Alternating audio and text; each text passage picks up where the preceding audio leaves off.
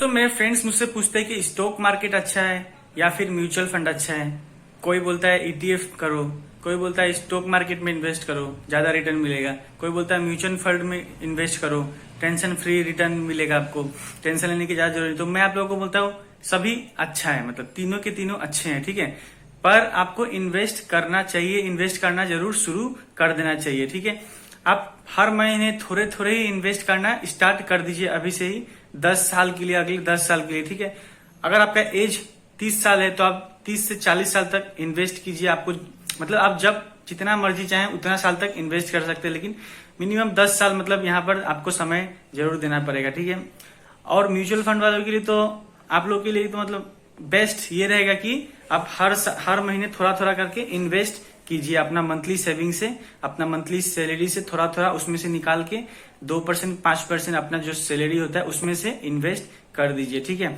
Stock market दोस्तों उन लोगों के लिए है, स्टॉक मार्केट उन लोगों के लिए है जिसके पास थोड़ा सा समय है और स्टॉक को छानबीन करने का मतलब उनके पास नॉलेज है, ठीक है। क्योंकि आप हर कोई स्टॉक में इन्वेस्ट नहीं कर सकते, ठीक है। सब कुछ आपको देखना पड़ता है, स्टॉक कैसा है, स्टॉक ग्रोथ है कि नहीं, फ्यूचर ओरिएंटेड है कि नहीं, उसमें उसका बिजनेस कैसा है, उसका बिजनेस मॉडल कैसा है, तभी आप स्टॉक में इन्वेस्ट कर सकते हैं, ठीक है।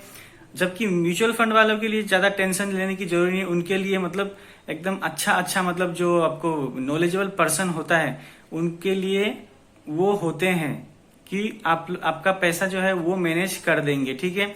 जैसे कि एक म्यूचुअल फंड आपका मैं बता देता हूँ, Nippon India flexi cap fund, ठीक है। उसमें क्या होगा, आपको फंड मैनेजर ऑलरेडी रहेगा, उसमें अच्छे खासे मतलब जो नॉलेजेबल पर्सन है जिसको समझ होती है स्टॉक पिक करने की, वो आप लोगों के लिए फंड ऑलरेडी मतलब चूज करके रखेंगे स्टॉक किसमें उन लोगों को इन्वेस्ट करना है। जैसे एक स्टॉक में कम से कम आपको 30 से 40 स्टॉक उन लोगों के पास रहेगा, स्मॉल कैप का भी रहेगा, मिड कैप का भी रहेगा और जो होता है लार्ज कैप वाला वो भी रहेगा, तीनों का तीनों उन लोगों के पास रहता है, ठीक है। उनका पोर्टफोलियो बना के आपको यूनिट अलॉट कर देते हैं हर महीने की अंत में, ठीक है। आप SIP 500 से 1000 रुपए से भी इन्वेस्ट स्टार्ट कर सकते हैं मंथली म्यूचुअल फंड में, ठीक है। पर दोस्तों स्टॉक मार्केट वालों के लिए क्या, आपको एक बार में मोटा पैसा कम से कम मिनिमम से मिनिमम 10,000 या फिर 5,000 रुपए से स्टार्ट आपको करना पड़ेगा, ठीक है। आप 5-10 हजार से स्टॉक मार्केट में आराम से इन्वेस्ट कर देते हैं। कुछ लोग बोलते हैं मतलब कि 10 लाख हो तभी स्टॉक मार्केट में, पर मेरे हिसाब से ये बिल्कुल गलत है। आप 5,000 से भी मतलब स्टॉक मार्केट में एंट्री आराम से यहाँ पर कर सकते हैं। कैसे कर सकते हैं मैं आप लोगों को बता देता हूँ, ठीक है।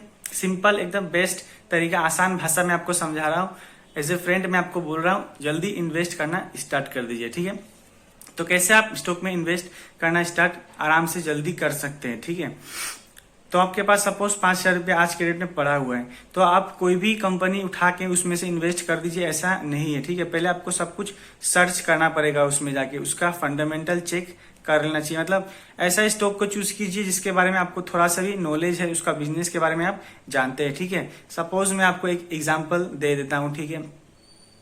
निफ्टी 50 का स्टॉक आपको चूज करना है। निफ्टी 50 में जाइए, वहां में आपको 50 स्टॉक मिल जाएंगे जो टॉप इंडिया के टॉप कंपनी थे, वो उन्हीं में से आपको स्टॉक चूज करना है, क्योंकि आपको रिस्क लेना नहीं है, आपको लार्ज कैप में इन्वेस्ट करना है। आपको कम ही रिटर्न मिले पर आपका पैसा यहाँ नुकसान होना नहीं चाहिए, ठीक है। तो सपोज मैं आपको बता देता हूँ कि एक आपने स्टॉक वहां से ले लिया, हिंदुस्तान यूनिलीवर ले लिया या फिर टाटा मोटर्स ले लिया, क्योंकि टाटा मोटर्स बड़ी कंपनी है और पॉपुलर कंपनी है और फ्यूचर ओरिएंटेड बिजनेस में भी काम कर रही है फिलहाल के समय, ठीक है।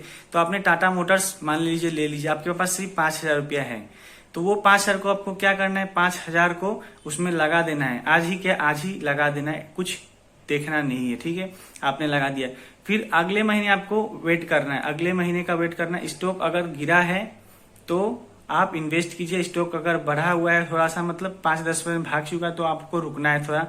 स्टॉक जब तक आपका जो प्राइस है वहां तक नहीं आ जाता है तब तक आपको फिर से 5,000 उस पर इन्वेस्ट नहीं करना है।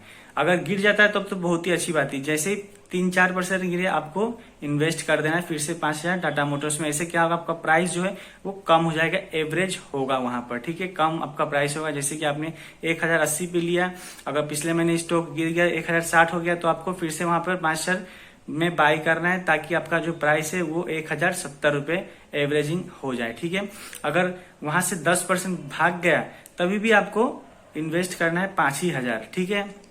हर महीने आपको ऐसा ही 5,000, 4,000, 2,000 जितना आपका पास है वो इन्वेस्ट करना है। लगातार 5 साल तक आपको इन्वेस्ट करना है और 5 साल, अगले 5 साल आपको उसको छोड़ देना है, ठीक है। ऐसे 10 साल कीजिए, आपका अच्छा खासा यहाँ पर रिटायरमेंट वाला पैसा यहाँ पर बन जाएगा दोस्तों। ये 100% आपको बता देता हूँ मैं, ठीक है। लेकिन कंपनी होना चाहिए फंडामेंटली स्ट्रॉन्ग, जहाँ और उसके ऑपोजिट साइड जो म्यूचुअल फंड वाले, उनको टेंशन लेने की बिल्कुल जरूरत है ही नहीं, क्योंकि देखिए उनके लिए फंड मैनेजर ऑलरेडी रहता है जो अच्छे खासे स्टॉक में पैसा वहां पर आप लोगों को हर महीना SIP करना है। ऑटो SIP कीजिए या फिर खुद से पे कीजिए, तो आपको यूनिट अलॉट होते रहेगा। और जैसे जैसे मतलब कंपनी आगे बढ़ती रहेगी वैसे वैसे आप लोगों को क्या।